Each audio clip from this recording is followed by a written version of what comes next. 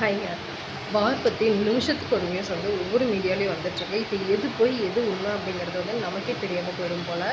So இப்போ பார்த்திங்கன்னா இந்தியாவுக்கு வந்து ரா மெட்டீரியல்ஸோ இல்லை கப்பல்கள் வரதுக்கோ எந்த ஒரு பிரச்சனையும் இல்லை அப்படிங்கிற மாதிரி ஆஃப்டர்நூன் சொல்லியிருந்தாங்க. பட் ஈரான் வந்து பார்த்திங்கன்னா அது ஆஃப்டர்நூனுக்கு மேலே இல்லை, இந்தியா சொல்லியிருக்க நியூஸ் வந்து ட்ரூ கிடையாது அப்படிங்கிற மாதிரி சொல்லியிருக்காங்க.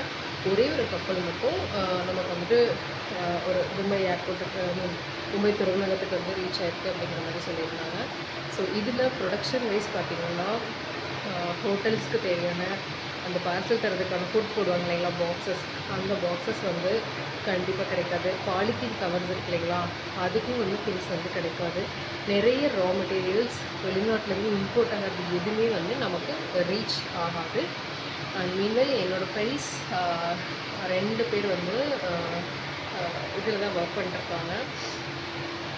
அவங்க எங்கே இருக்காங்க அப்படின்னு சொல்லிட்டு ஃபேஸ்புக்கில் ரீச் பண்ணி கூட மெசேஜ் பண்ணேன். பட் ஆனால் இன்னும் எனக்கு ரிப்ளை வரல.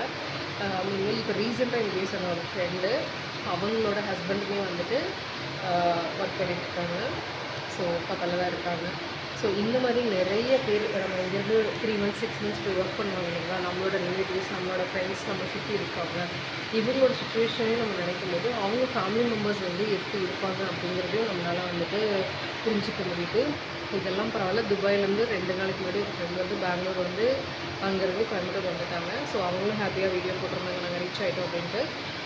இன்றைக்கி பார்த்திங்கன்னா துபாய் ஏர்போர்ட்டில் எல்லோரும் எப்படி ஸ்டே பண்ணியிருக்காங்க, கவர்மெண்ட் இங்கேருந்து எப்படி அவங்கள வந்து ஃப்ளைட் வந்து கூப்பிட்டு வராங்க அப்படிங்கிறதுக்கான நியூஸஸும் போயிட்டே இருக்குது.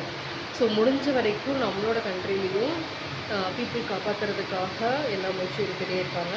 என்னோடய ஃப்ரெண்டோட எனக்கு நல்லா க்ளோஸ் ஃப்ரெண்டு ஒரு அக்கா பிஸ்னஸ் மூலமாக இன்ட்ரடியூஸ் ஆனாங்க. அவங்க ஹஸ்பண்டும் வந்துட்டு கத்தாரில் இருக்காங்க. அவங்களும் வந்துட்டு பயந்துட்டுருக்காங்க. இவங்க வந்து ரெக்வஸ்ட் கொடுத்துருக்காங்க, இந்தியாவிலேருந்து ஏதாச்சும் அனுப்பிச்சா இவங்க கண்டிப்பாக எங்கேயாச்சும் திரும்பி வந்துடுங்க அப்படிங்கிற மாதிரி சொல்லியிருக்காங்க. ஸோ இப்படி தான் வந்துட்டு ஒவ்வொரு ஃபேமிலியுமே இப்போ வெளிநாட்டில் இருக்கிறவங்களோட சுச்சுவேஷன்ஸ் இருக்குது. இப்போ அமெரிக்காவில் நிறைய ஃப்ரெண்ட்ஸ் இருக்காங்க, தமிழ் ஃப்ரெண்ட்ஸ். இப்போ ஈரானும் ஒரு பக்கம் ஸ்டாப் பண்ண மாட்டேங்கிறாங்க. அவங்க ஒரு கண்டிஷன்ஸ் இருக்கிறாங்க. அமெரிக்காவும் ஈரானை விட மாட்டோம் அப்படிங்கிற மாதிரி சொல்கிறாங்க. ஈரான் வந்து எங்கள் கண்ட்ரோலுக்குள்ளே கொண்டு வரும் அப்படிங்கிற மாதிரி அமெரிக்காவும் சொல்கிறாங்க. ஸோ இதுக்கு நடுவில் பார்த்திங்கன்னா பாதிக்கப்படுறது யாரெல்லாம் அமெரிக்காவுக்கு சப்போர்ட் பண்ணுறாங்களோ அவங்களெல்லாம் வந்து ஈரான் தாக்குறாங்க, ஈரானுக்கு சப்போர்ட் பண்ணுறவங்க அமெரிக்கா தாக்குறாங்க, இஸ்ரேலுக்கு தாக்குறாங்க. ஸோ இது எங்கே போய் முடியும் அப்படிங்கிறது தெரியல. Please pray God. அட்லீஸ்ட் இந்த நம்ம தமிழ்நாட்டில் நம்மளோட ஒரு நம்பிக்கைப்படி இந்த சனி பயிற்சிக்கு கண்டிப்பாக வந்துட்டு ஒரு ஹோப் கிடைக்கும் அப்படின்னு நினச்சோம். ஏன்னா பொதுவாக சனி, ராகு, செவ்வாய் எல்லாமே சேர்ந்து இருக்கும்போது போர் நடக்கும் அப்படிங்கிற மாதிரி சொல்லியிருக்காங்க. ஸோ இது நல்லாவே தெரிஞ்ச விஷயம் தான்.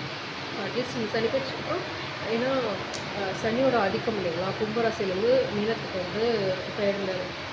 ஸோ அப்படின்னு ஒரு ஆதிக்கம் ஒரு பிளேஸில் ஒரு பிளேஸ்க்கு திருப்பி பெயரும்போது அதுக்கான இம்பாக்ட் இருக்கும் அப்படிங்கிறத நானுமே நம்பினேன். ஸோ பட் பார்க்கலாம் இது எப்படி போகுது. எல்லாரும் ப்ரே பண்ணிக்கோங்க, சீக்கிரமாக இந்த போர் வந்து ஸ்டாப் ஆகிடும்.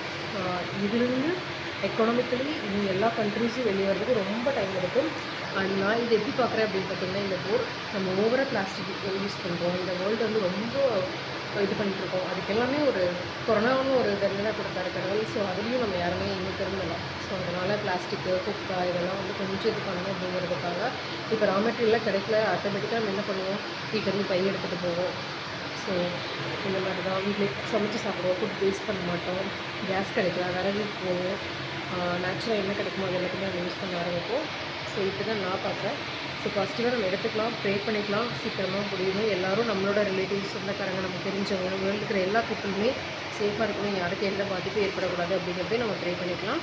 நம்ம சேனலுக்கு வரைக்கும் ஃபாலோ பண்ணாதவங்க மறக்காமல் ஃபாலோ பண்ணிக்கோங்க, சப்ஸ்கிரைப் பண்ணிக்கோங்க, லைக் பண்ணுங்கள், கமெண்ட் பண்ணுங்கள். உங்களுக்கு டெய்லி நியூஸ் அப்டேட்ஸ் எல்லாமே உங்களுக்கு வரணும் அப்படின்னா. Thank you, bye, take care.